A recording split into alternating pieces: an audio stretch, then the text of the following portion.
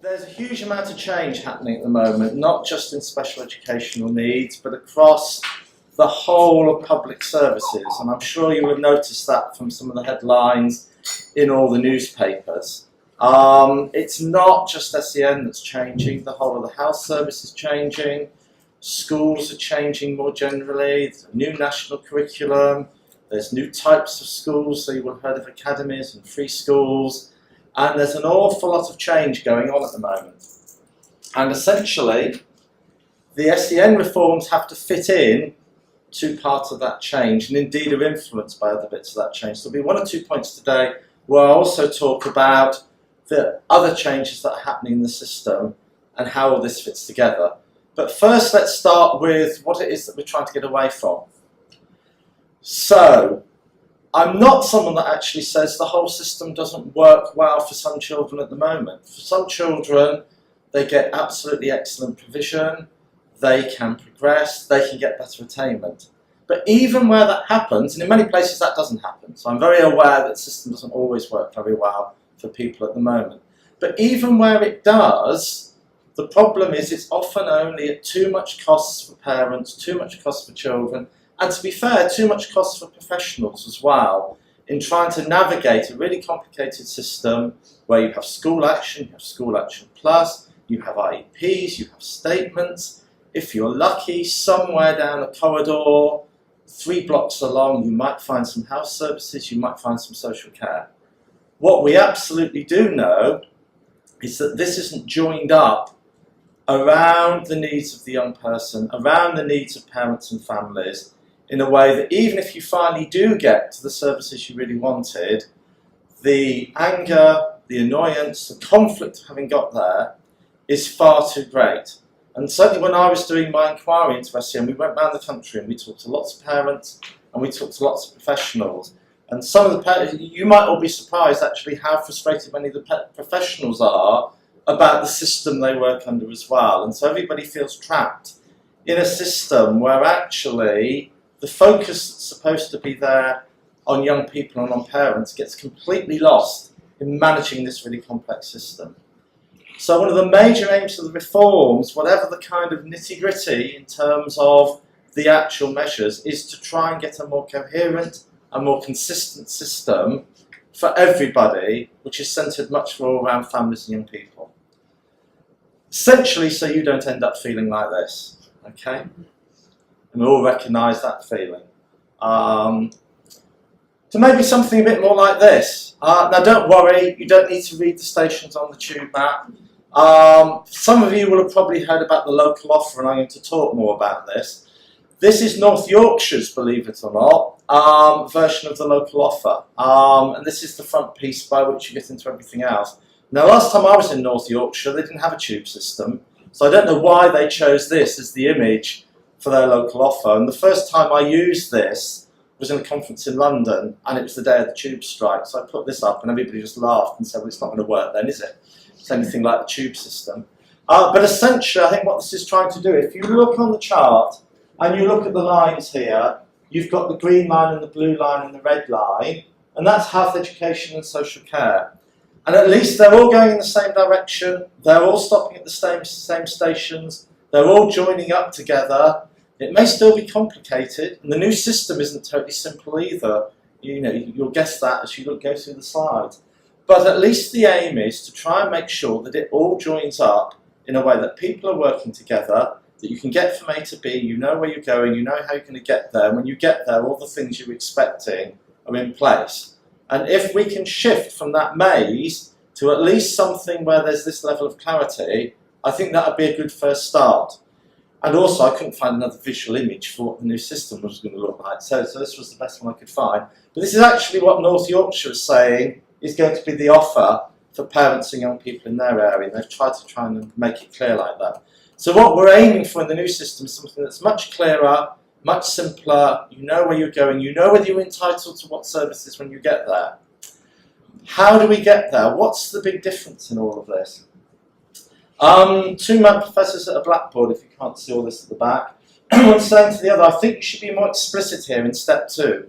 And in step 2 is then a miracle occurs. I know many of you have probably been waiting for that miracle to occur for your children in your own lives if things haven't been going so well for you. But what is it in the legislation that's really going to make this different? I'm not saying for a minute, by the way, that suddenly bringing in this new legislation is meaning that the miracle is suddenly going to occur and everything's going to change overnight. It absolutely isn't, although hopefully there will be real change. What I think, if there is a miracle, if there is a new trick to all of this, it's actually more about how people are going to go about things and less about some of the rules and regulations around it. And what I mean by that is when I did the inquiry, another thing we did is we had to visit lots of schools. And I used to be able to go into 2 schools in the same area, same catchment area, same amount of money, same kind of teachers, same kind of pupils. You go into one and the school would be really good at special needs and disability. The children would be thriving, the parents would feel really involved, all the teachers would be really committed to what was going on, and they'd be getting fantastic progression and fantastic results for what was happening. You go into another school just down the road, and what you would find is children weren't thriving, they weren't getting good outcomes, parents weren't happy, professionals weren't happy. And yet that all happened under the same system. It was the same SEN system, the current one we've got, that was happening in. So legislation on its own is not enough. Now, I spent 30 years of my life trying to get new legislation in place, including some of this stuff. So I'm the last person to say that not having the right legislation in place is important. But if we just replace one set of rules with another, and professionals just tick one set of boxes instead of a different one, we're not actually going to get any change. So a lot of the legislation, you have to understand, it's about trying to bring around a culture change in the way professionals work with parents, and you'll see how that gets achieved as we start to go through some of this. But essentially, if it's not just about the rules, it's also about what people do with them. It's not just what I say, it's the way that I do it, okay? And that's the other big kind of shift in the legislation. I also meant to say for today, anything you like, when you hear you like about the new legislation, obviously my inquiry had something to do with it. Anything you don't like wasn't my fault, okay? Somebody else messed it up. The government got hold of it between what I said and when it came out. So I only take responsibility for the bits you like today. No, seriously, I will tell you which bits had something to do and which bits I didn't. I like to put this up just to prove it's there after 4 years of the government consulting on all this stuff. What's really good, you're the first group I've spoken to since they actually produced their very final code of practice, which I think many people thought probably wasn't going to be out to September. So we now have, and you will have on your sticks, that's what Carol was referring to, is the final code of practice, which is essentially, if you like, the detailed rule book, but I don't want to get back into all that stuff just about box ticking, but it is the detailed rule book about what the legislation is supposed to mean for service providers. It's about how they're supposed to go about ensuring that the legislation is actually delivered. So we finally even know what exactly it is that the government is requiring everyone to do. We're still waiting for one or two other little bits around the edges called the regulations, which is part of the detailed rule book essentially. But everything I tell you today, more or less accurately, is going to come and pass. Most of it's going to come in on the 1st of September, though there's still one or two little bits of debate still about whether everything's going to come on the 1st of September, and where there's any question mark about that, I will also tell you about that. Okay, so first of all I'm going to give you a little bit of overview of the whole of the legislation, and then we're going to start digging into that in a bit more detail, and then as I said I will stop at some point as we go through this so you can ask questions and have some discussion. So overall, in terms of the Act and the way it works, is there's a set of what's called individual duties and then a set of more strategic duties. And I'll talk about the individual duties first and start to introduce some of the concepts. But again, don't worry, because I'm then going to talk about them all in a lot more detail, but I'm just going to introduce them first.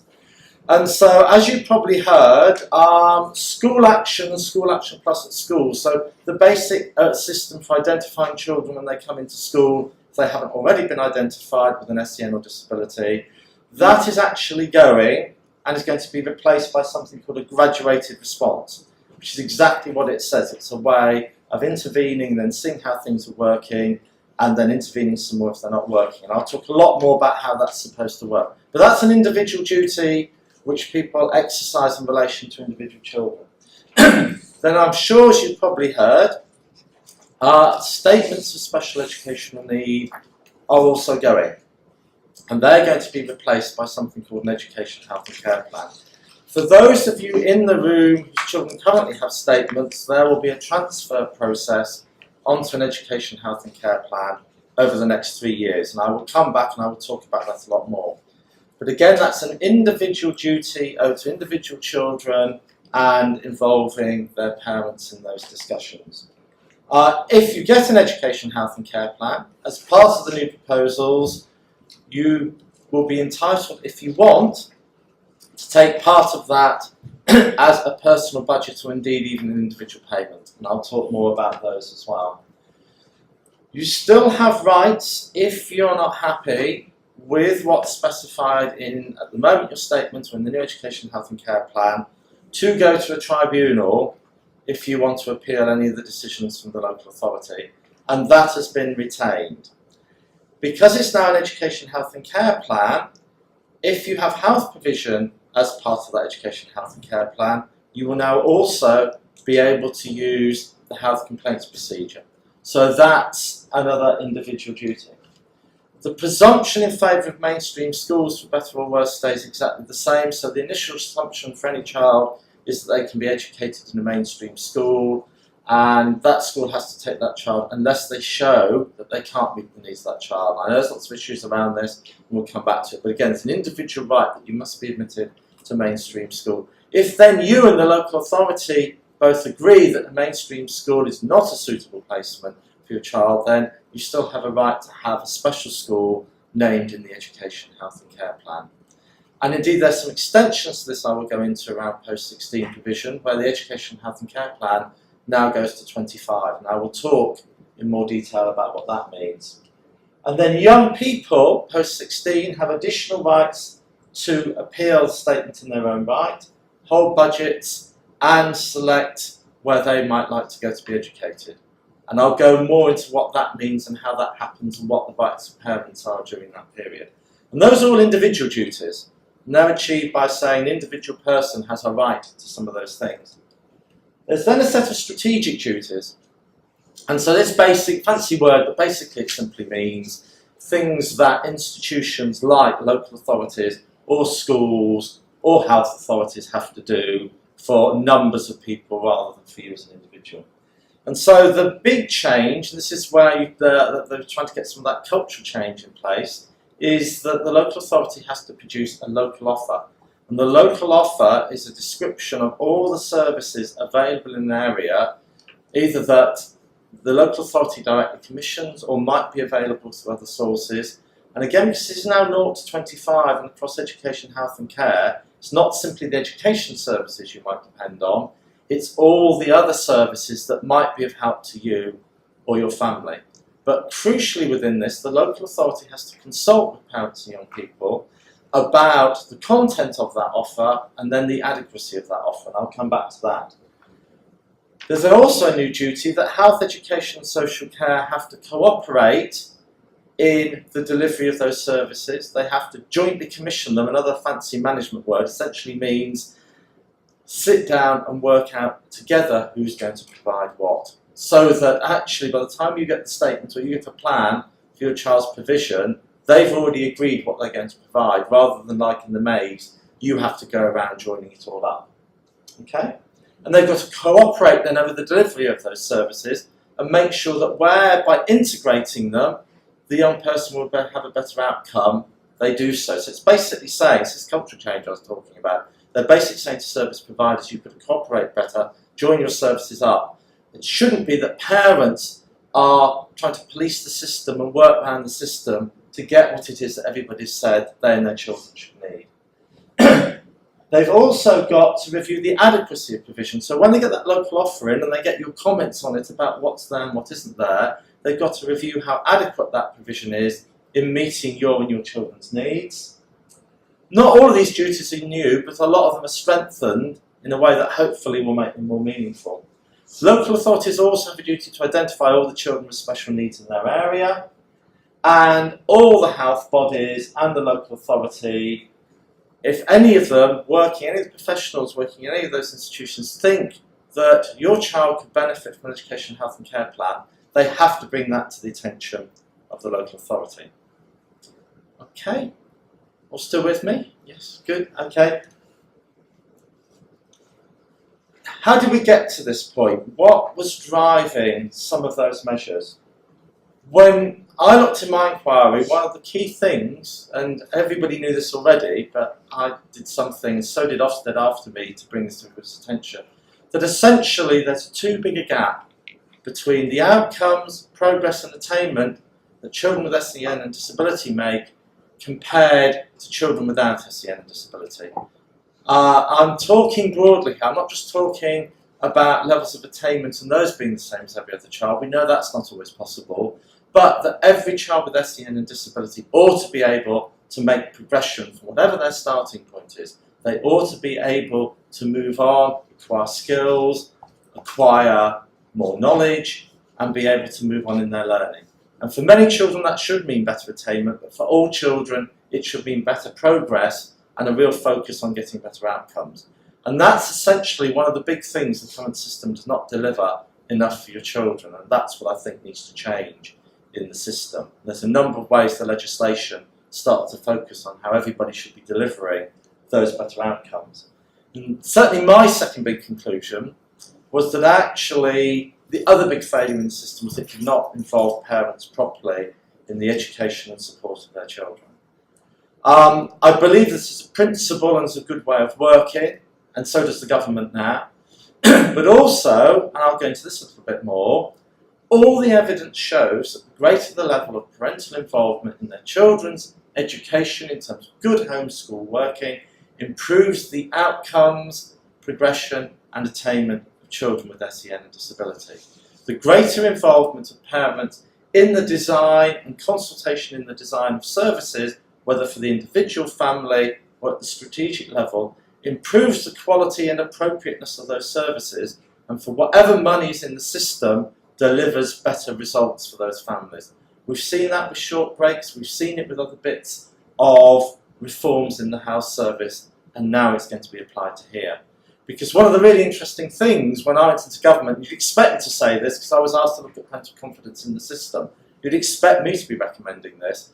But suddenly you're up against a load of civil servants saying, well, that's very interesting, Mr. Lamb, but what's the evidence that's going to make anything any better? How are we going to convince teachers that think their job is to teach children to actually be spending their time with parents? And the answer is all the evidence. And I'm not just talking about the evidence collected from my inquiry, I'm talking about evidence from very respected academics that the government themselves have appointed to do this work. Time and time again have come to the same conclusion. So actually the involvement of all of you in the delivery of this will deliver better outcomes. And that's the other big thing the legislation is trying to do.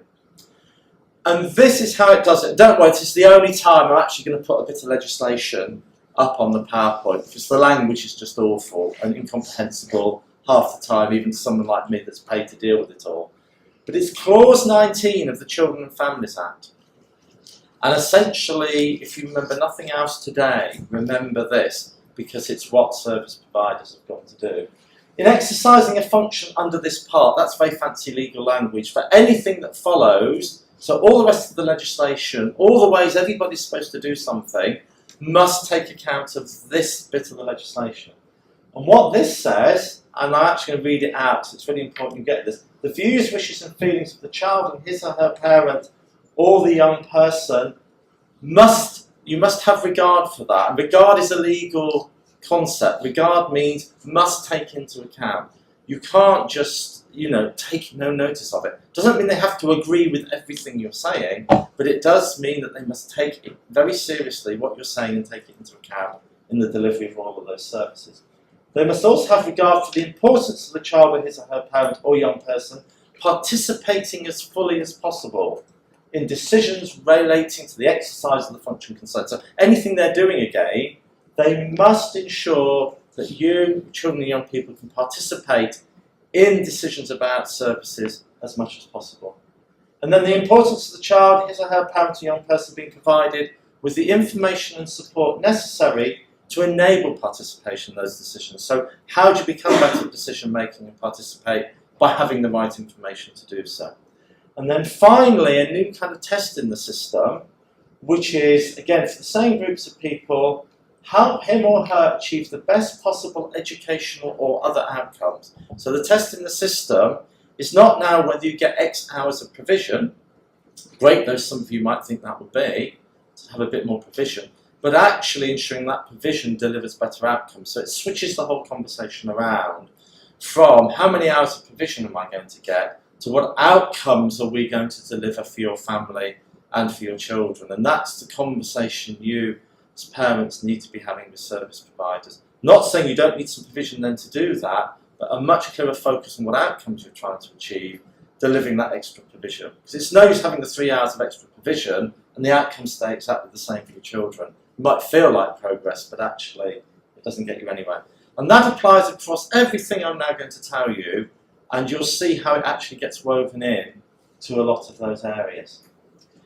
Just a couple of things that aren't changing, which I think is good news. Firstly, the definition of who counts as being a child with SEN or disability is not changing. So any of you who have children who have SEN or disability at the moment, there's nothing in this legislation that's going to change the designation of that or suddenly mean that your child doesn't have SEN and can't access any of this. The definition stays exactly the same. I've put it up there not because I'm going to read it all out now, it's so that if ever you need to refer to it, you can. But essentially the core bit is a child of compulsory school age or a young person has a learning difficulty or disability, it has significantly greater difficulty in learning than the majority of others the same age. And one of the main ways that's usually judged as now is by how far someone is falling behind age-appropriate expectations in terms of their development or their attainment as they start to go through school. Not all children falling behind will mean that they have SEN, but it's one of the main things that will at least trigger, should we be looking to see if this child has SEN. Or has a disability which prevents or hinders him or her from making use of the educational facilities generally provided for the children. And disability is a very wide definition, and that hasn't changed. That comes out of something called the Equality Act 2010, and that definition hasn't changed either. But just for example, that definition would cover automatically all children with autism, just to give you one example, would automatically be covered by the autism definition, almost certainly also covered by the SEN branch of the definition. So either way, all children with autism would be covered. Children with sensory loss, so deafness, blindness, that would automatically be a disability, would automatically be covered. So it's a very, between the two definitions, it's very broad and will capture most children as it does now. So I just want to count as a context into who we're talking about, it's very clear who we're talking about. Okay, local offer. This rather strange beast. If you Googled local offer up to about a year ago, maybe even 6 months ago, you would have got Asda's 2 for the price of 1. And that was the best local offer, or Tesco's, or whatever. Google it now, and you might be lucky and get through to Hert's local offer page. Or you might see some of the other local authority websites around the country that have got local offer page. Essentially, as I was saying earlier, this is partly about making sure you've got the right information, but fundamentally it's also about making sure that local provision is more responsive to your needs and aspirations by more directly involving you and your children being consulted about what's needed.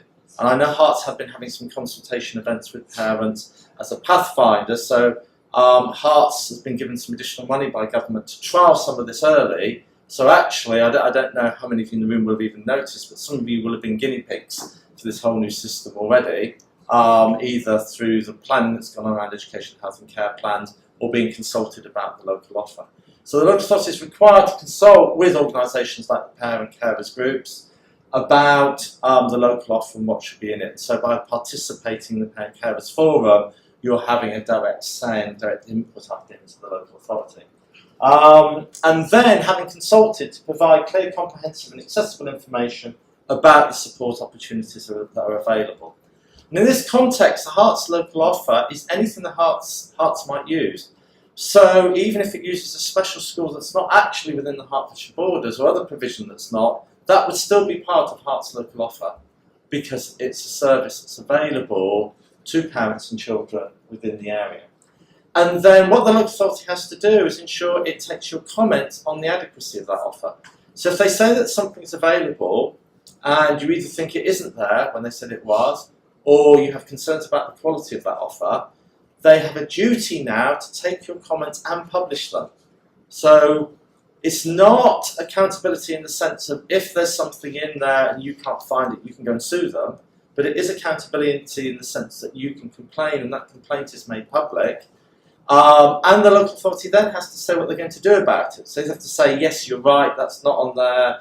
We thought we were providing that, we'll have a look at it. Or, yes, that's true, we've cut it because budget's where. But they have to come back and they have to give you an answer. And the aim is that over time, this will help the local authority working with you look at where those gaps are in provision, and at least there'll be a public and open debate about how they're going to try and fill this. And now, to be fair to the local authority, there's not a lot of extra money in the system to make this happen. The local authorities are getting some extra money to implement it, and a bit more still because Herts has been a pathfinder. But for the core services they're providing, the government has only pumped a small amount of initial extra money in, and for the ongoing services, it's whatever the allocations are going to be anyway. So it's about how you do more and how you do better with what you've got. And you'll know from some of the debates around the house service, there's similar debates going on in relation to house service provision. I wish I could come here and tell you it's much better than that, and wouldn't it be ideal if this was all being implemented in time of plenty rather than the time when we're having lots of budget cuts. But that's where we are, and therefore it's even more important that we make the culture work better so that we actually get the most appropriate services going to you, and the authority isn't wasting money on things that actually you don't think are making a difference. And that's essentially what this is trying to do. So when you look at a local offer, what can you expect? What should that look like when you see it on the 1st of September? And this is one of the things that needs to be in place by the 1st of September, but I expect the government may come out and say soon that they would not expect local authorities necessarily have managed to got everything on there by the 1st of September, so it'll also be something that will develop as we go along and over time, and as the local authority understands more about what's in its area. But basically, then set out what's available and what you can expect from services, and also be clear about what the service criteria are. So why is it that you can get some things and not others? Where are the rules for that? What says what my child can get and what they can't? That's got to be provided as part of the local offer, and you should have clarity about that, and that allows you to then have more understanding and more choice within whatever is available. What services are available to support children with an education, health and care plan, and what services are available to support children that do not have an education care plan? What you can expect from schools, and I'll go into that in more detail because there's more about that, and colleges to provide from the money that the local authority gives to them to provide SEN services. I think it's an important point, and I'll say it now in case I forget later. Typically 5 years ago, the main question any of you would have asked yourselves is, what can the local authority do for me and my child? It's a bit like the Monty Python sketch, what has the local authority ever done for us? What have the Romans ever done for us? Essentially, you need to understand that more and more, a lot of the money that's meant for your children is actually delegated to schools. And actually you should be asking at least as much, what is the school doing for my child, as you ask, what is the local authority doing for my child? One of those changes I talked about earlier is local authorities now have to delegate more money to schools, and they have less control than they used to have about what schools do. So schools are as important for you, and making sure that you're understanding what schools are doing as the local authority and what its decisions are in relation to this. It's also got to tell you what specialist support is available locally for your children. So is there autism-specific specialist support? Is there support for speech and language? Is there support for sensory loss? All those kind of areas where you might need specialist support or specialist teachers, test to tell you where that's available. And it should also include education and health provision available for children and young people. And also, because it's now about 0 to 25, It's also things like employment opportunities, training opportunities for young people. It's also about the leisure, the mainstream leisure opportunities and other support that the local authority might give you in other ways. So does the local swimming pool have autistic-specific swimming lessons on Wednesday afternoons? Does the local cinema have subtitled screenings for children on Saturday morning? All those other things that you as families, children with SEN or disability, might want to use need to, in time, be part of that local offer. And as part of that, it must also include what support the authorities put in place to prepare young people for adulthood as they grow up. So it's very comprehensive. And over time, you ought to be able to go there and find out anything that's happening in the area and whether you're entitled to it or not.